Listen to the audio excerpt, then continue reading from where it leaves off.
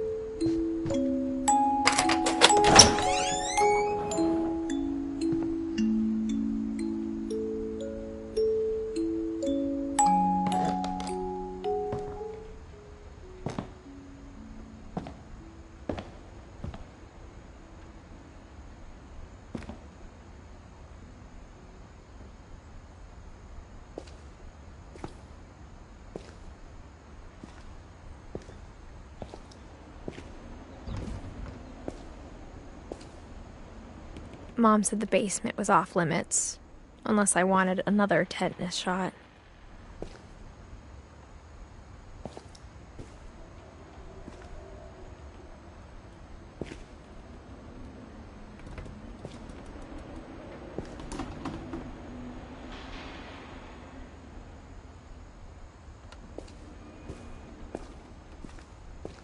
I saw Edie sneak down to the basement once, carrying packages.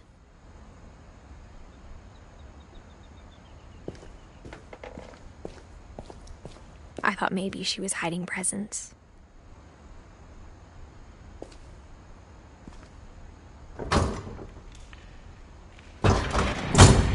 It turned out she was hiding a lot more than that.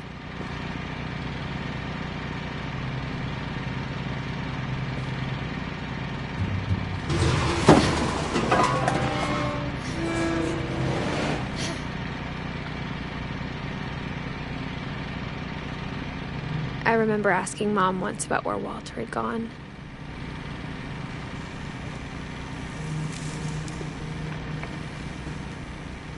She said after Barbara died, he got as far away as he could.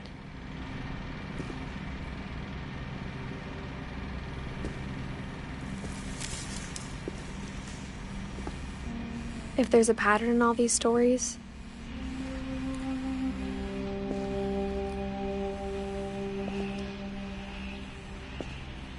I think it's that none of us has gotten very far.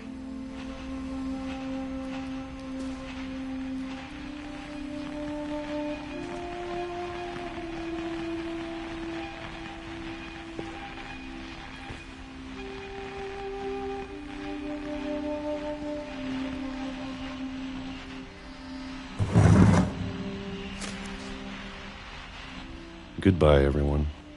I can't believe I've been down here for 30 years.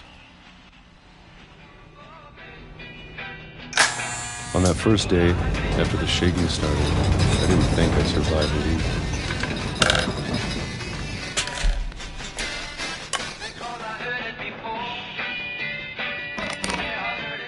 But after a few days, I settled into a routine.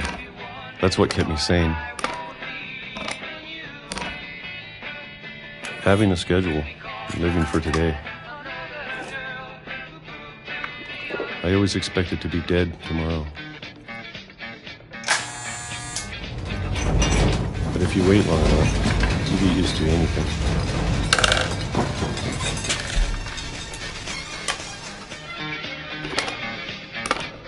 Even a monster on the other side of the door starts to feel normal. Almost friendly.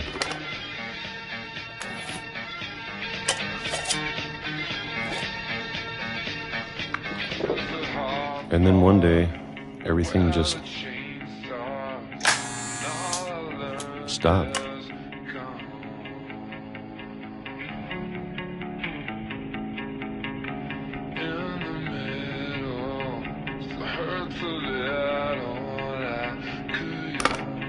Whatever that thing was, it was gone. Maybe it got tired of waiting. Or maybe I just got tired of being afraid.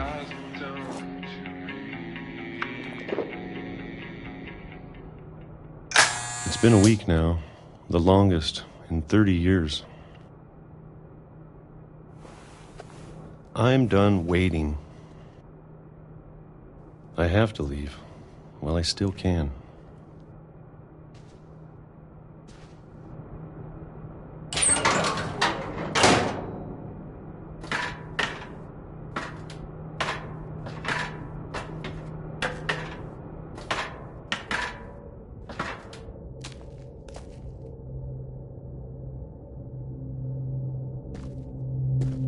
I know it's out there, somewhere. Whatever killed Barbara and Molly.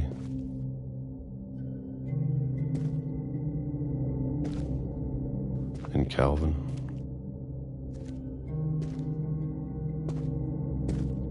Maybe this is all a mistake. But I need to stop living the same day, even if it kills me.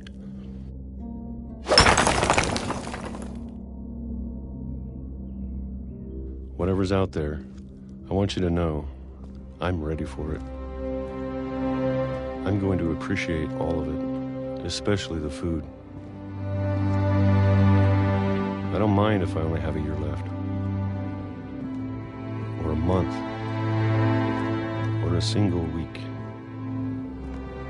I'd be happy with one real day. I can already imagine the sun on my face.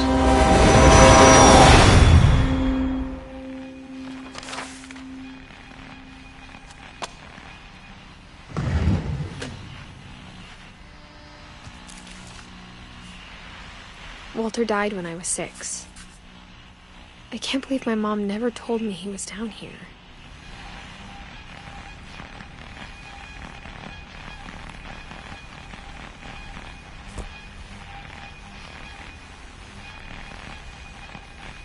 I'm sure my mom was trying to protect me.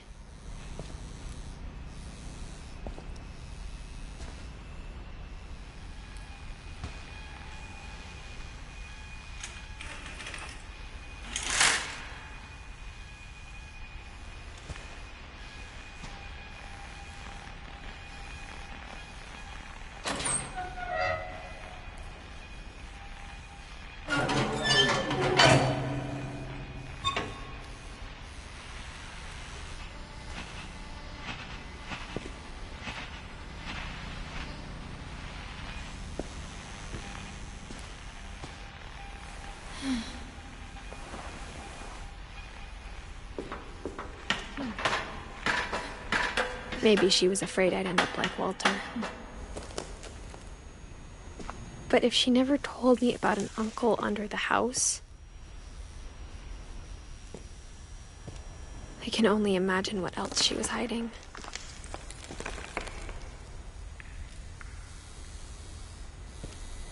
I don't want to make the same mistakes she made.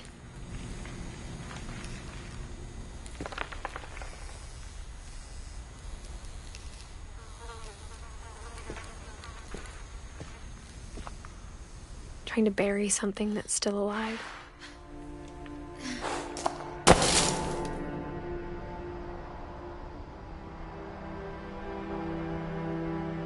Now that there's only one of us left, or maybe two,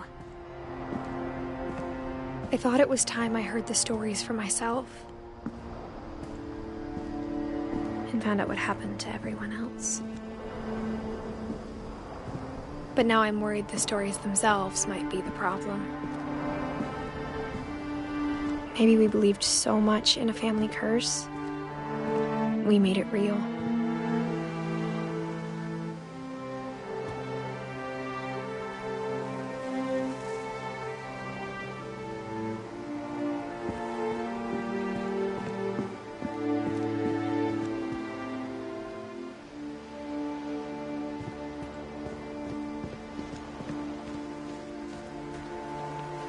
I don't know if I should even be writing this.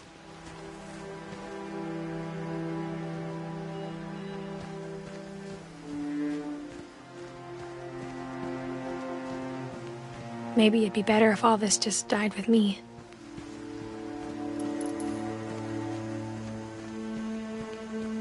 But I thought you should know about your family.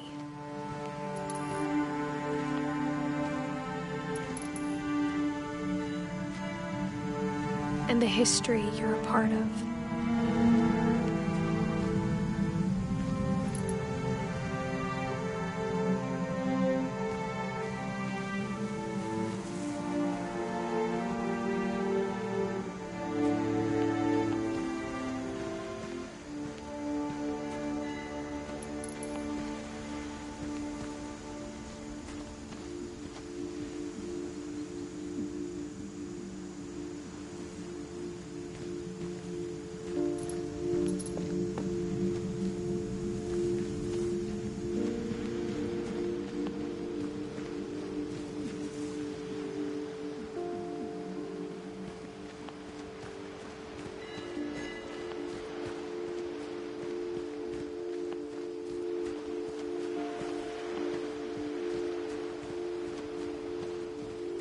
Though to be honest, I feel as lost as you probably do right now.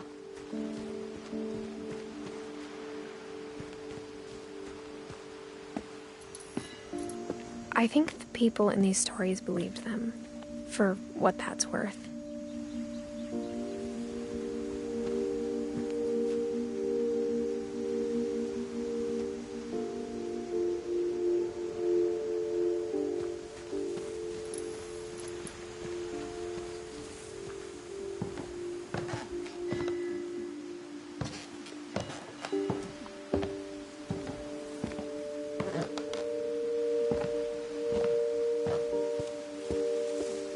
And when you look at the house, that history of imagination and stubbornness and madness, any of it seems possible.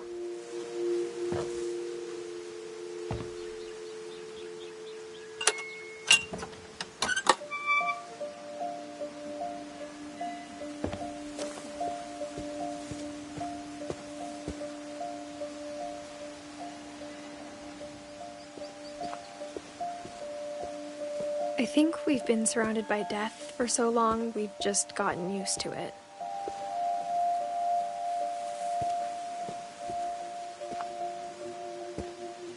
What kind of family finishes building a cemetery before starting the house?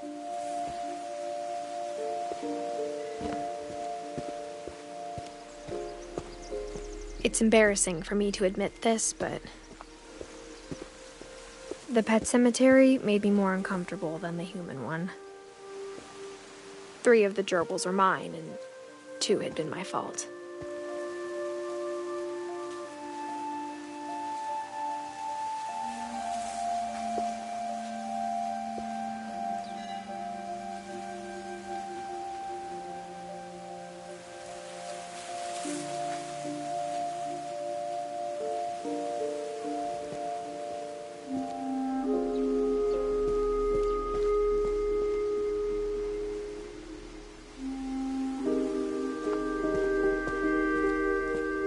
Sven built the house, but it was Edie who designed the cemetery.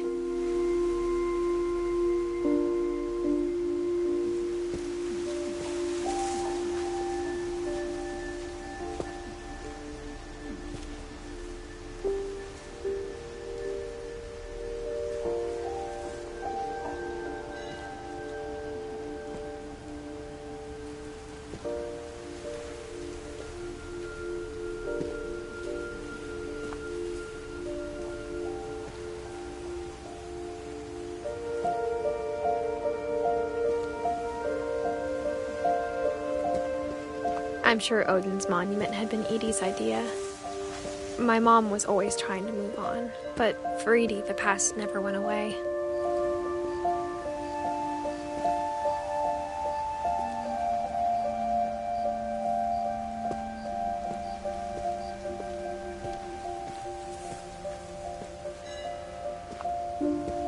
She could see it poking out of the water at low tide.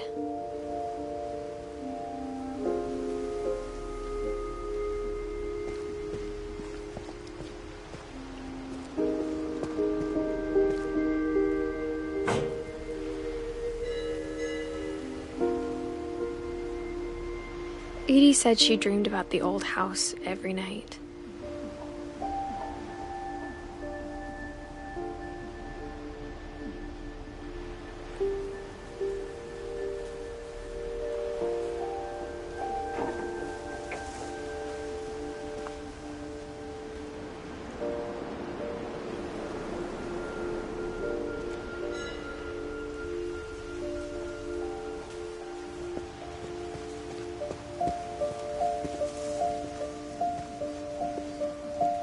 Edie's side was always easier for me to understand. But the older I get, the more I can see where my mom was coming from. Her dad had been pretty strict, but it wasn't enough to save her brothers. She was just trying to do better.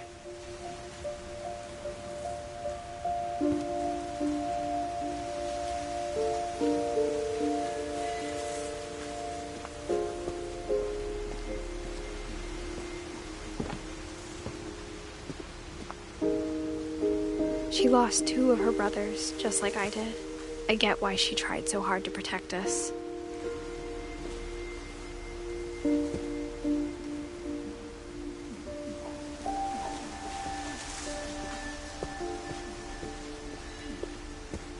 There's so many things I wish I could ask my mom now. Part of me thinks this is what she wanted all along. For me to come back someday and find everything out for myself.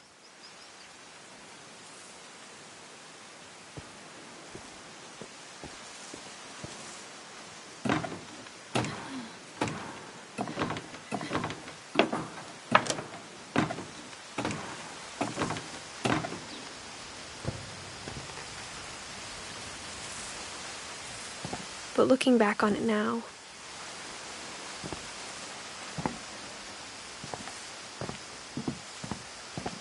if she told me there was going to be so much climbing, I never would have come when I was 22 weeks pregnant.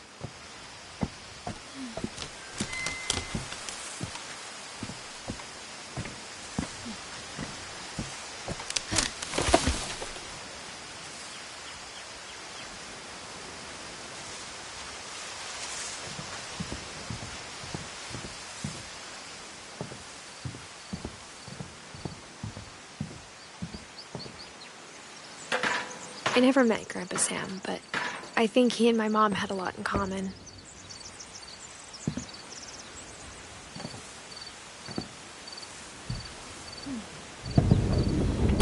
They were both pretty intense.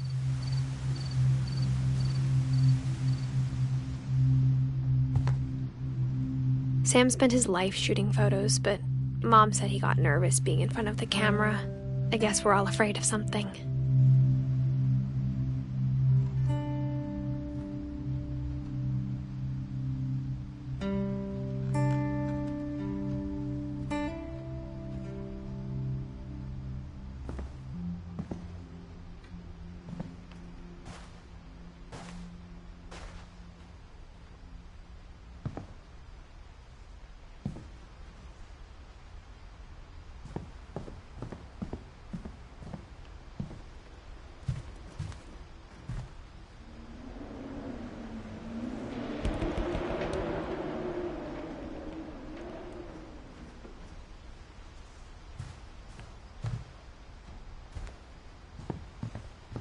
Instead of hiding from death, Sam seemed to go out of his way to meet it.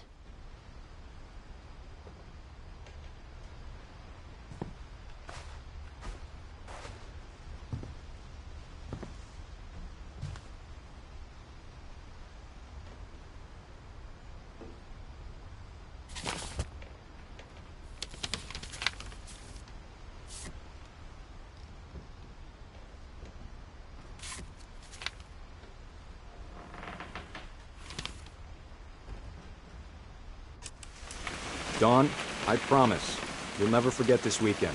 Yes, sir. These memories are gonna last a lifetime. Hmm? What? Am I gonna have... Perfect. It's gonna rain the whole weekend, isn't it?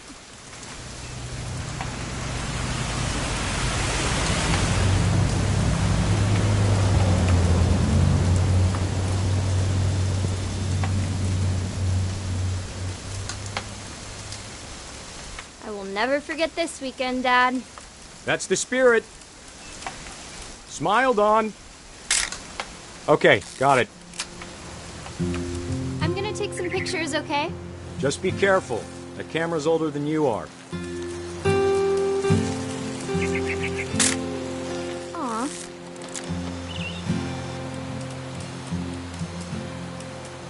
You're right, Dad. It's starting to clear up. Still freezing, though.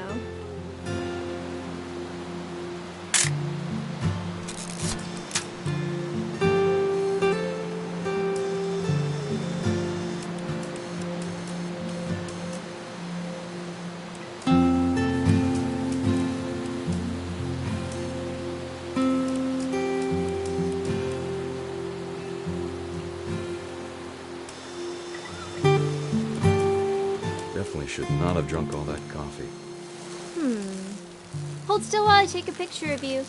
I definitely won't be moving. Hey! That's a keeper. Nothing quite like being outside. I'm just saying, I'm not always gonna be here, Dawn. You'll need to remember this stuff, if you want to survive. I'll be fine, Dad. You know who else thought he was gonna be fine? Some guy who died. Dawn, I'm being serious. I know, Dad. You're always serious. Doesn't being out here make you want to chill out? To tell you the truth, I haven't been out here in 20 years.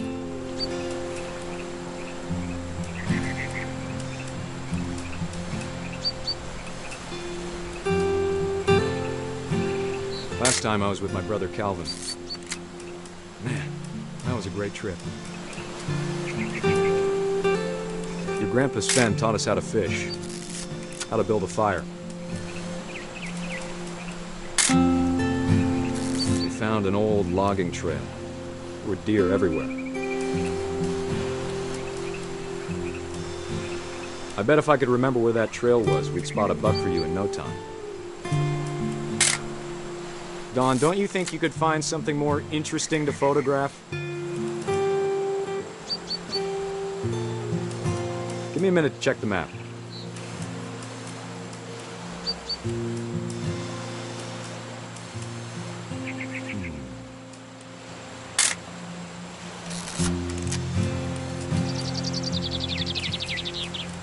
Let's see.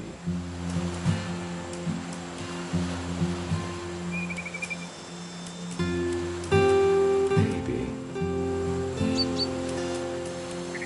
Dad! Good eyes, Dawn. Before you take the shot, let me get a picture of you.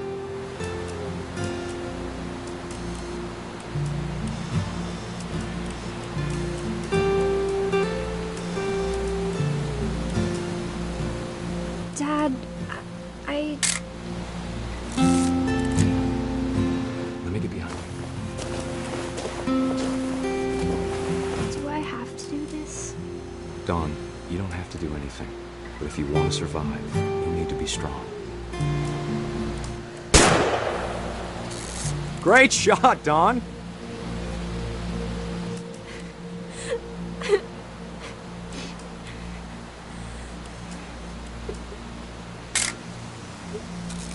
I'm proud of you, Dawn. Always remember that, okay?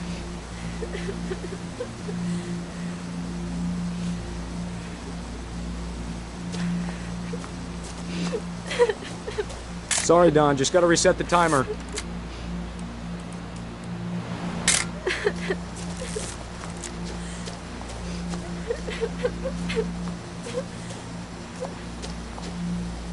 Dad, it's twitching. I think That's it's totally so- normal, Dawn. Just focus on the camera. Try not to think about... Dad!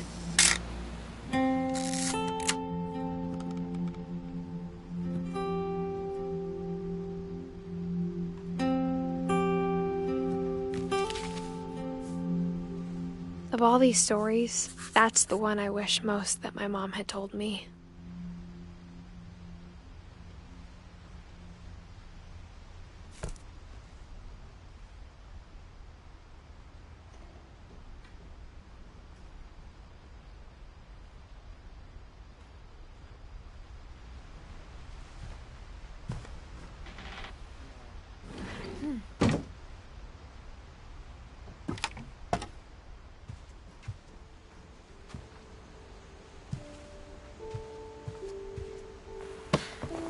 After Sam died, my mom and Edie got really close.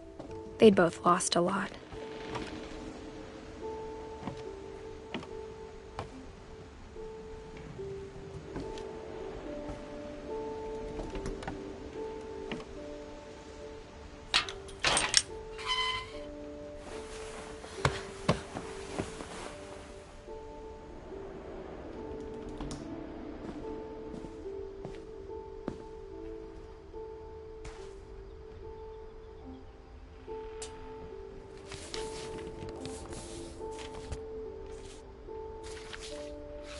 Dear Kay, do you remember the way Gregory used to laugh when he thought he was alone? Like something funny was happening, but only he could see it.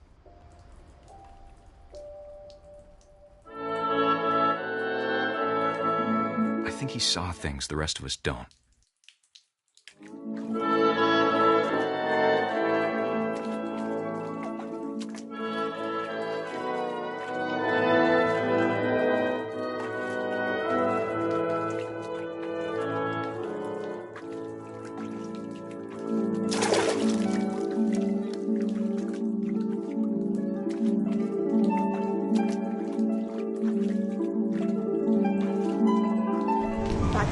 Gregory, it's time to...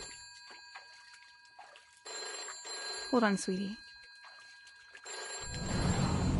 Hello? Sam, I told you I don't want to talk right now. I wonder what he saw.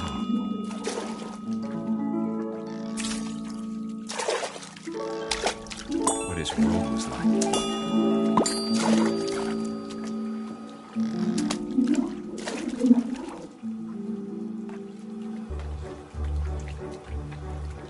Reminded me so much of Calvin. Lost in his imagination. Whatever it was he saw, it sure made him happy.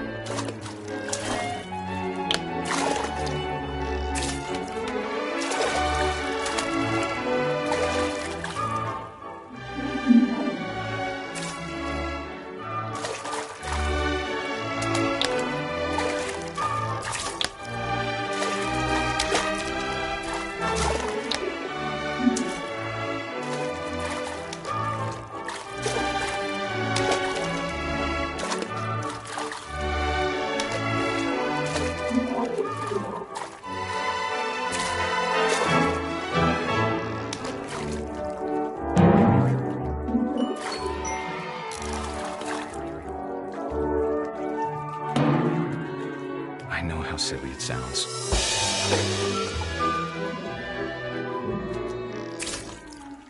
That I worried about a baby being too happy. But I could feel him slipping away. Sorry about that, Gregory. I know you did everything you could. Maybe if I hadn't called that night. Damn it. Hold on, I don't want Gregory to hear this.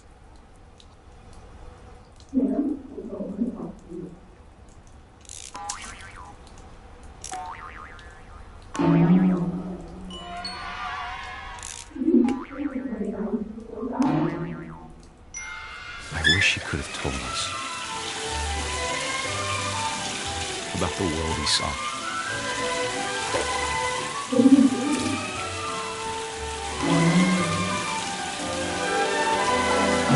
There's so much I don't understand about Gregory, about everything.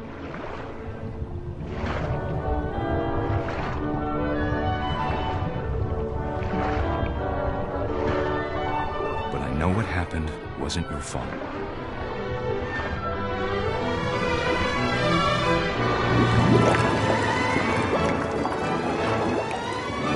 I'm sure he's happy. And he'd Good luck, Kay. Love, Sam.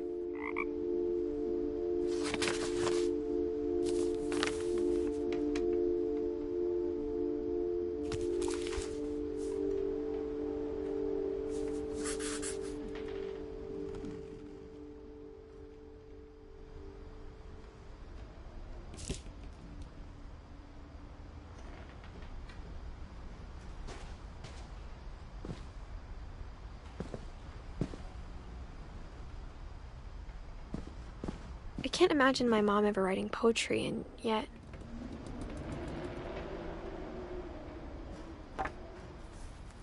A poem for Gus, who always said the wedding was a bad idea. Our father never hit us kids, at least not very hard, before the day my brother said with teenage disregard that he'd be dead before he'd see a wedding in our yard.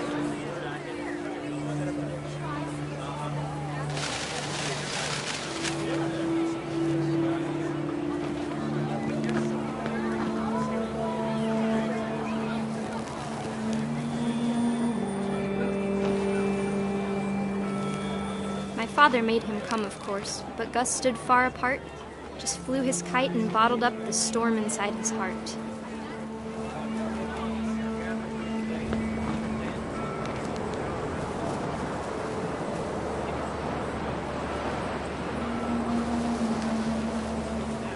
I tried to talk him out of it, but though he'd never met her, "We don't need a stepmom," were the words that I now pronounce you husband and wife. You may kiss the bride.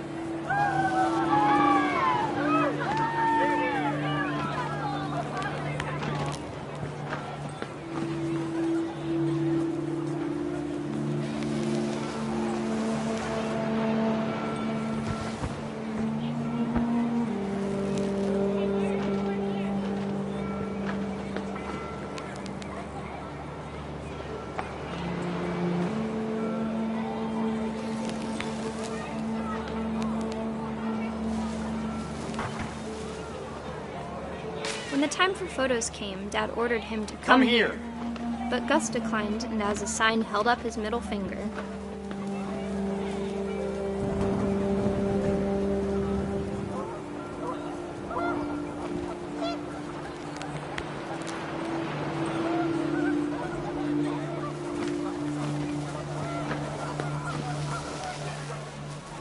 The wind picked up, and panicked geese appeared and quickly went. But all the humans did that day was go inside the tent.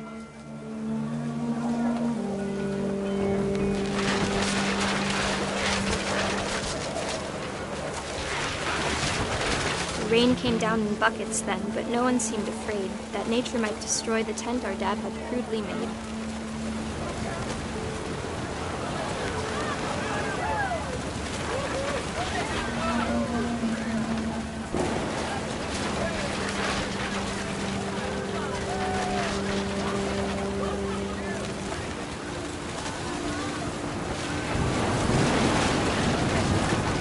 Thunder sounded much too close and full of angry power. But all my father said to this was, "Make the music louder."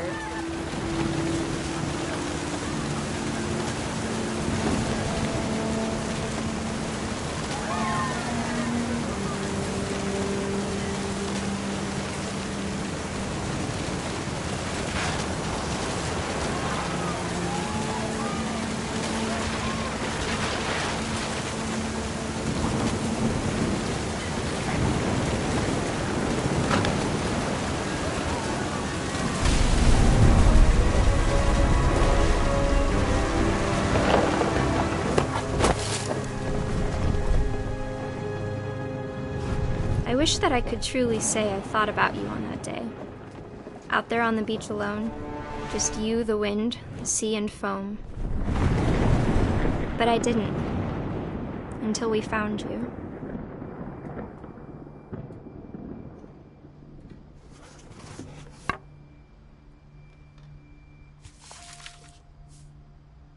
She never talked about him, but Mom told me once if I was a boy, they were going to name me Gus.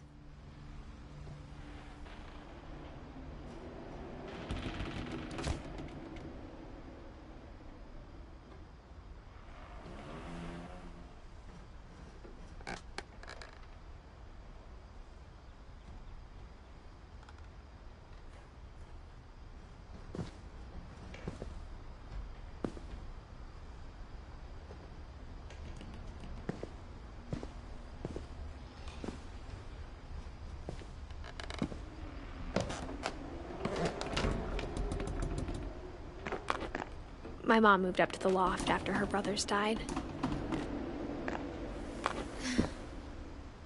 At the time, it was as far away as she could get.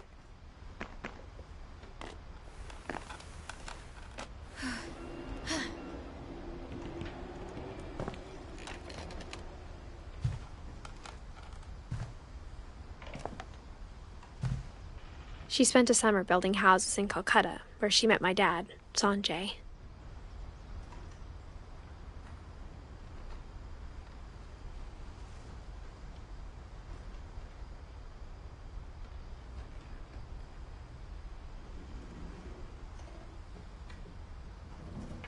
My mom moved to India a week after graduation and got a job teaching English. Louis was born a year later.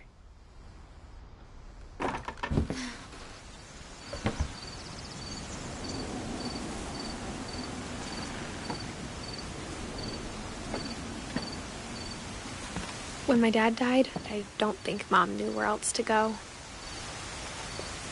I'm sure Edie was happy to have her back.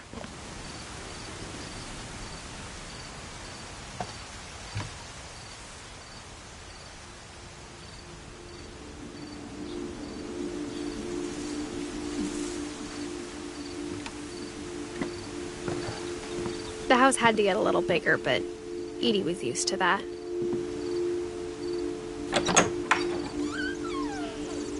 And for a while, things were good. Almost normal.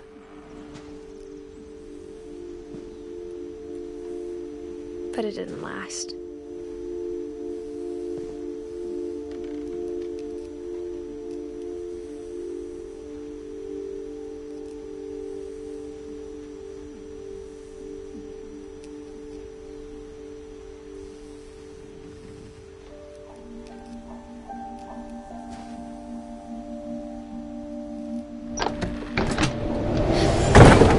The beginning of the end was Milton's 10th birthday, when Edie gave him a castle.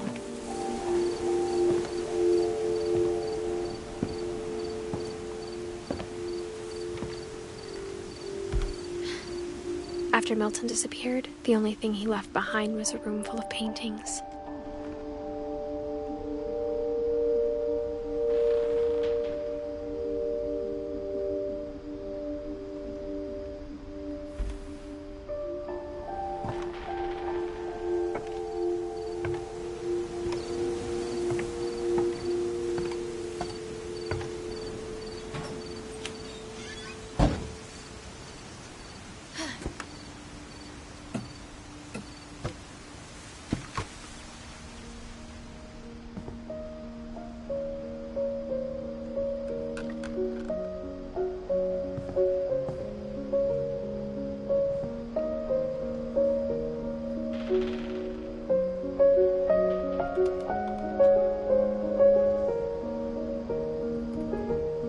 I think Edie was happy to finally have another painter in the family.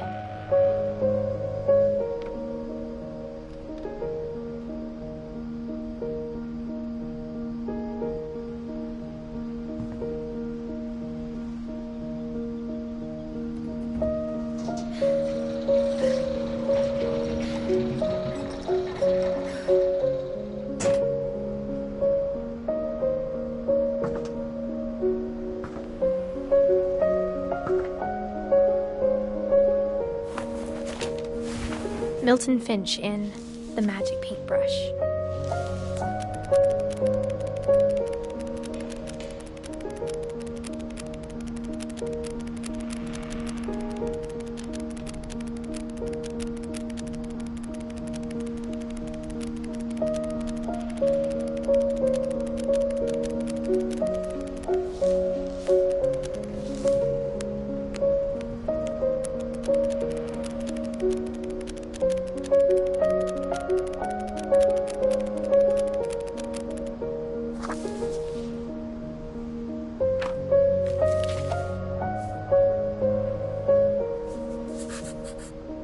I was 4 when Milton disappeared.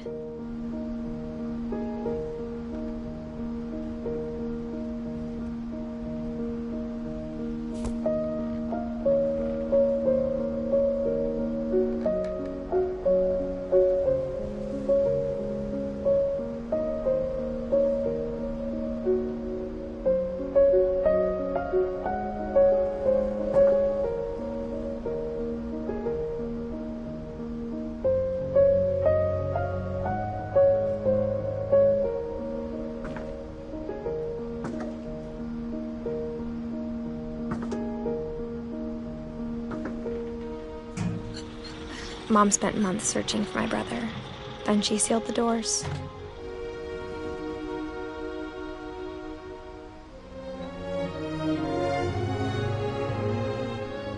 Whatever Milton had found in the house, Mom didn't want it getting out.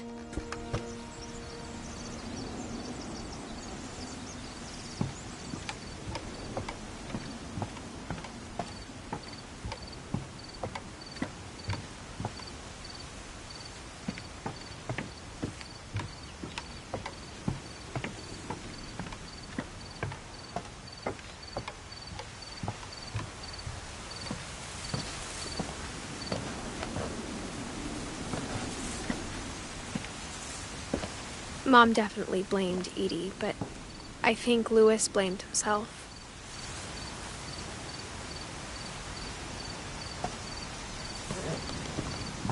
After he graduated, he just spent more and more time in his room, until Mom got him a job at the cannery.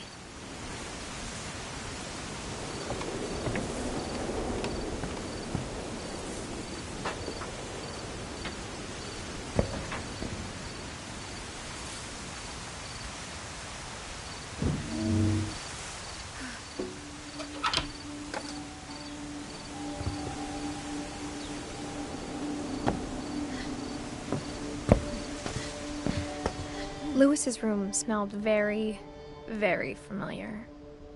That part of him lived on.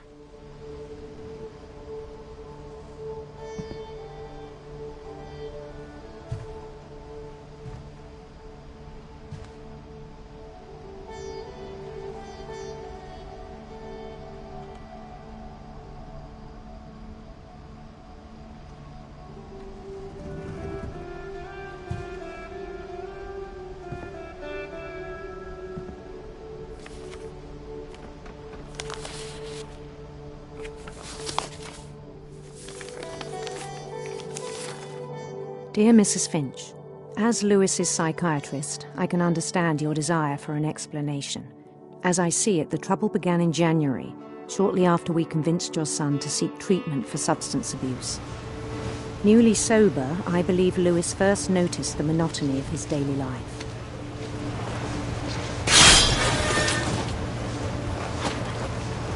He kept working at the cannery, but he withdrew part of himself. In our sessions, I saw the same behavior. His mind began to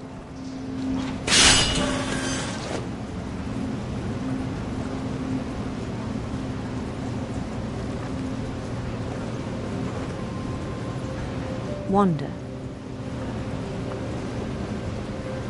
I asked him to describe it. He said he started small.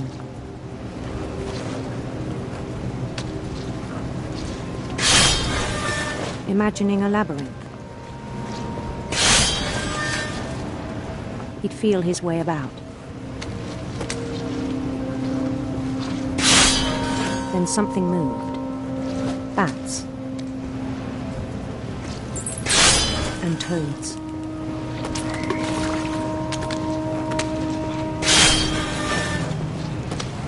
And things that have not names. He knew it was all in his head.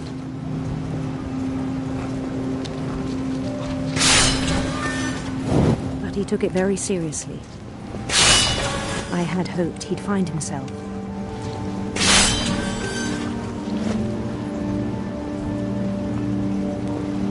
But he found something more. I worried about him then. Daydreaming at the cannery. I spoke with his boss. But he said Louis had become a model employee. Methodical, tireless, focused. Like a whole new Louis. So I let him go on.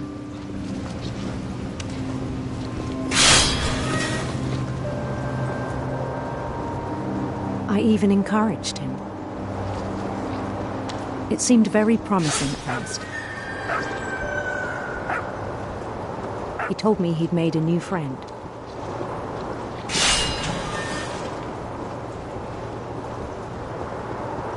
on the edge of a city he named Lewis Tokyo.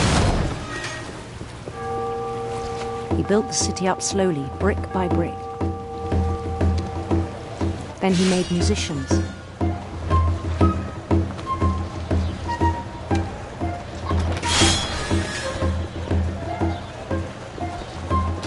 And songs for them to play.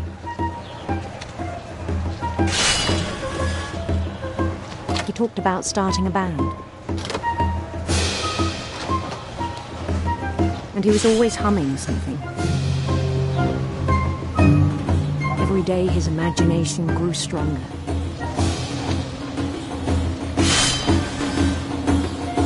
He no longer spoke at the cannery. But his chopping was as reliable as ever. Then one day it struck him that all the cheering crowds, even the stones under his feet, were all in his imagination. So he could do whatever he wished.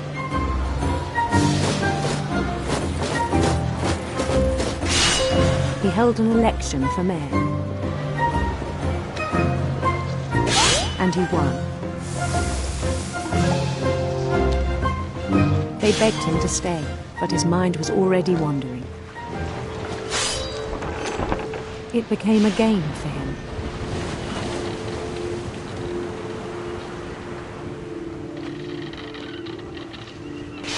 He'd conquer a city, then immediately push on. New Louisville.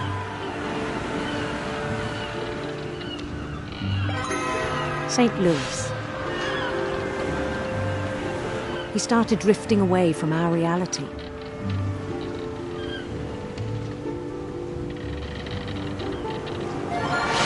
Minneapolis, until one day he forgot to go home from the cannery. Even as his mother pleaded with him, part of Louis kept sailing on.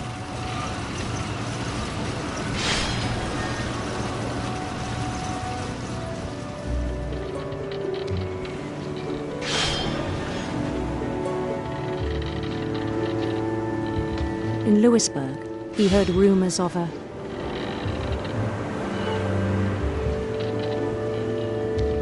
handsome queen.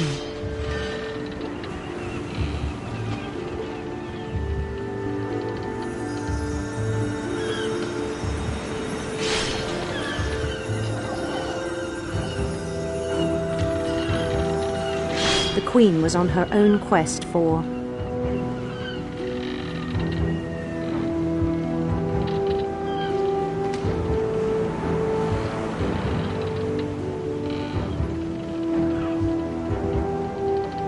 radiant rainbows.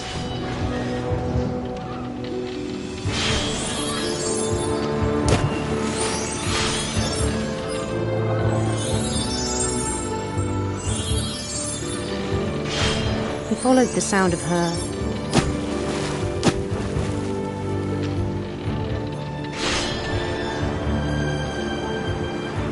electric sitar.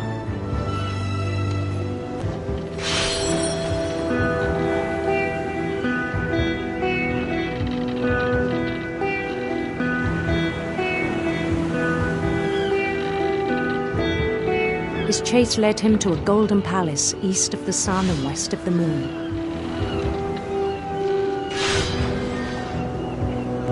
Even then, his logic remained sound.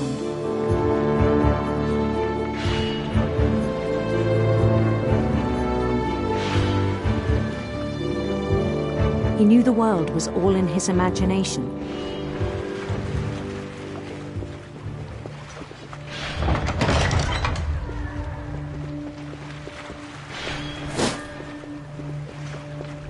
But he was so proud of having created it.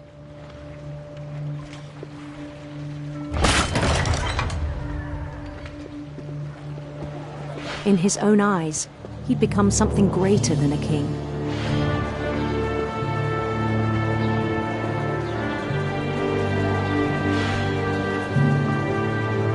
For someone who'd never known success in the real world, I think it was overwhelming. And then it struck him that The real Lewis was not the one chopping salmon, but the one climbing the steps of a golden palace.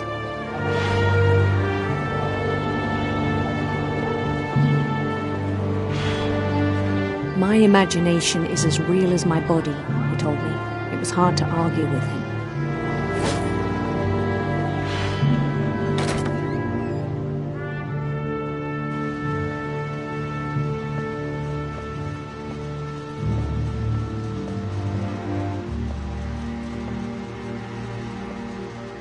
He began to forget the world we know.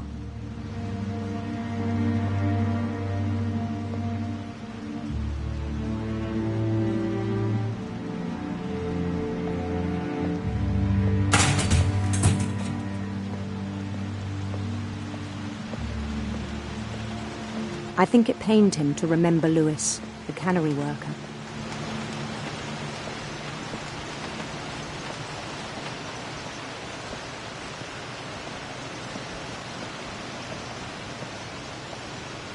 He began to despise the man with a royal contempt.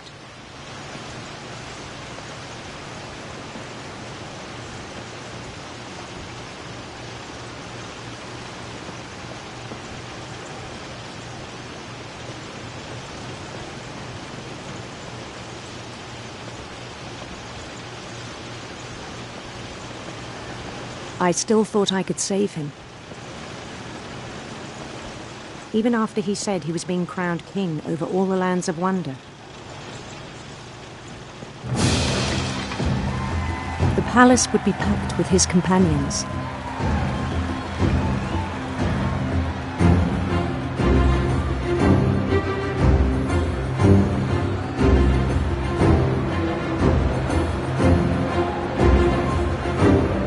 Including the wise Calico who'd insisted on advising him.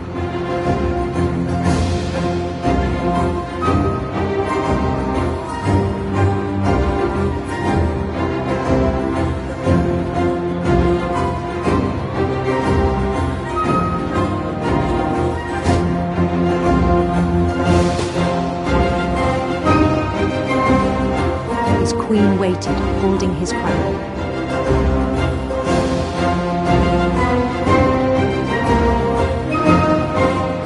There was only one thing left to do.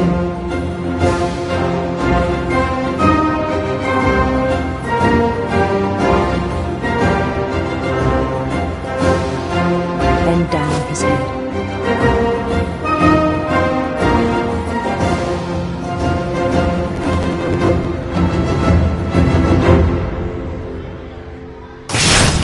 And the rest I think you know.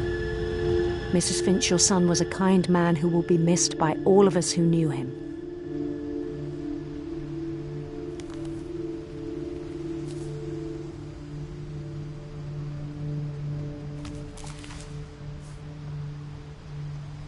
My brother was really cool. I wish you could have met him.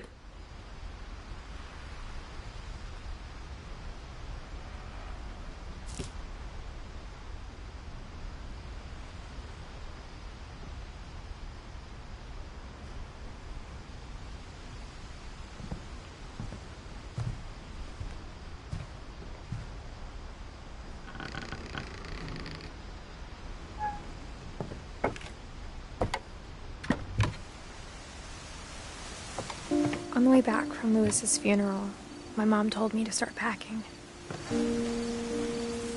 She waited until the day before we left to tell Edie. I'm not sure if she wanted to make it easier or harder.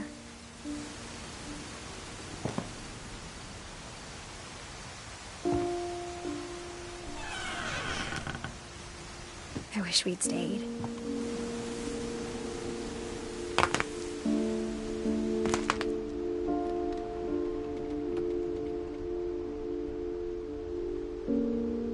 But I understand why we left.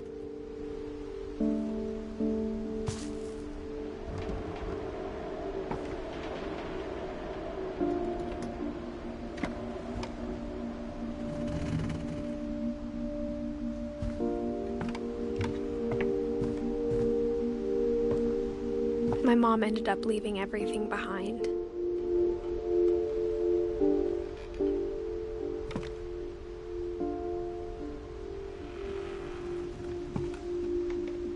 What happened that night had been coming for a long time.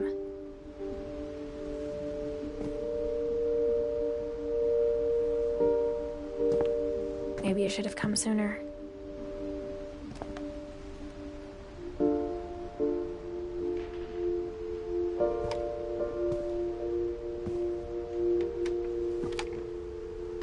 But it had to end one way or another.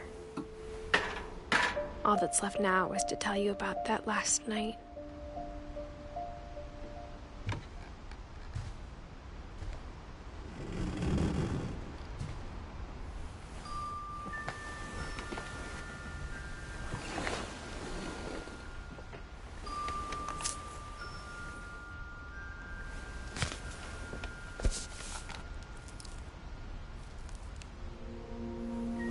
That whole last day, Edie just watched us pack and didn't say a word.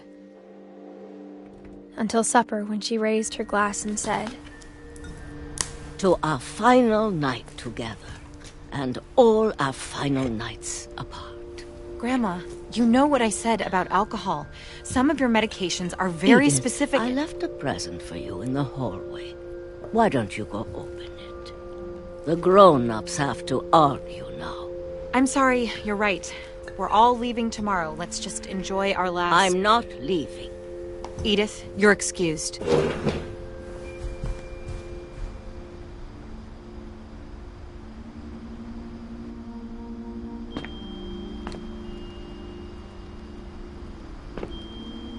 The power had been shut off that morning, but Edie always had plenty of candles.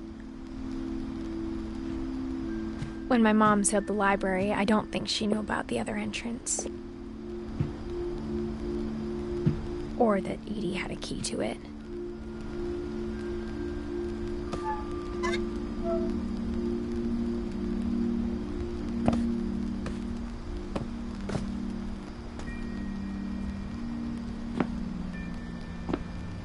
That thing you're afraid of isn't going to end when you leave the house.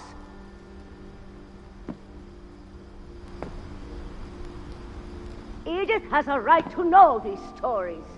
My children are dead because of your stories. I think it's best if Edith and I leave tonight.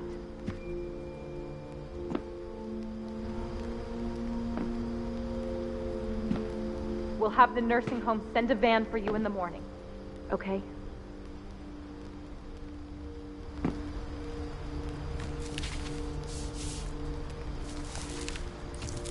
Dear Edith, there's so many stories I wish I could tell you, but there's only time for one. This is about what happened on the night you were born. That night, the tide went way, way out. It was the first and last time I ever saw the old house aground. There'd been an earthquake out in the middle of the ocean. They called it the lowest tide in 1,000 years. God, it smelled awful.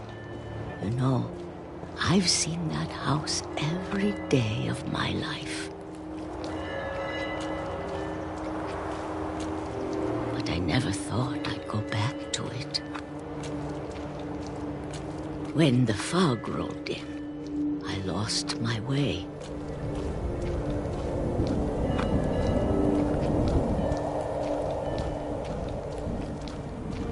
I got turned around.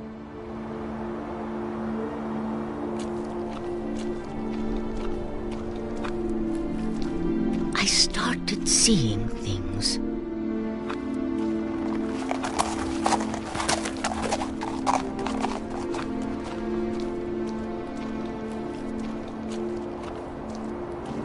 Things I'd forgotten had ever existed.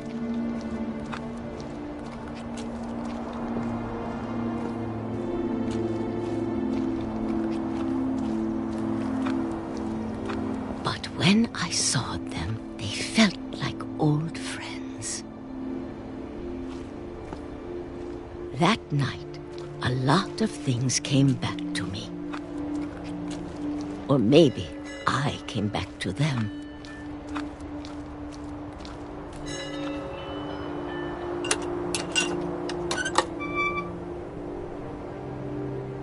things I can't explain, but that I need you to try and... Edith, what are you doing in here? It's mine. Edith! Mom, you're gonna rip it! Let go! I kicked and screamed, but Mom dragged me to the car. I never saw Great-Grandma Edie again. The next morning, the van came to pick her up, but she was already gone. After that, we moved around a lot.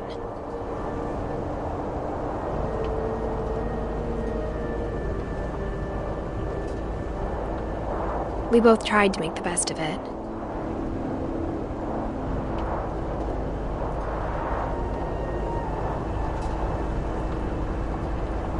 A few years went by.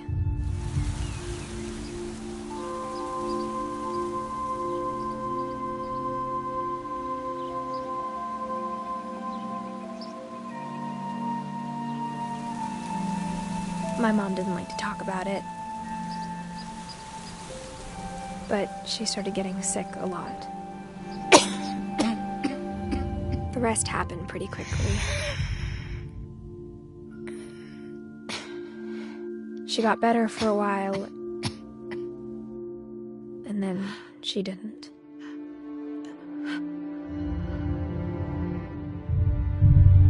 And then I was alone. The last Finch left alive.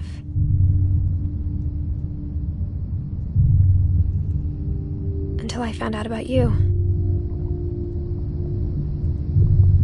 I'm still not sure what to tell you about all this.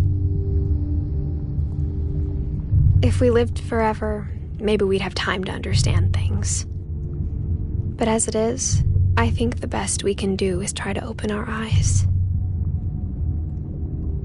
And appreciate how strange and brief all of this is. This journal was supposed to be for you. But now I hope you'll never see it. I just want to meet you and tell you all these stories myself. But I guess if you're reading this now,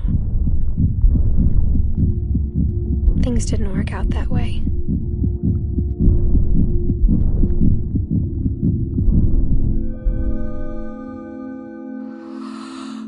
This is where your story begins. I'm sorry I won't be there to see it. It's a lot to ask, but I don't want you to be sad that I'm gone. I want you to be amazed that any of us ever had a chance to be here at all. Good luck.